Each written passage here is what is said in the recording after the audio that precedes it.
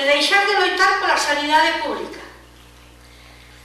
Coido mente que se me esqueza a precariedade sanitaria na que eu nacín. Eu son filla de labregos. Os labregos naqueles anos non tiñan seguridade social, nin menciñas, e ademais se había que ingresar e había que facelo no centro de beneficencia, hasta facía falta a axuda do cura da parroquia para poder ter ingreso. Deso tamén me coido. Coidome de non esquecerme desas dúas persoas enfermos de hepatitis C que morreron por non lles dar o tratamento a tempo. E quero, aquí neste sitio, recordar quen foi o culpable, un dos culpables dese feito. Sabéis quen tiña no caixón os informes que aconsellaban eses tratamentos? O señor Félix Rubial. Félix Rubial, naqueles anos, director da asistencia sanitaria, hoxe en día xerente da área sanitaria de Vigo.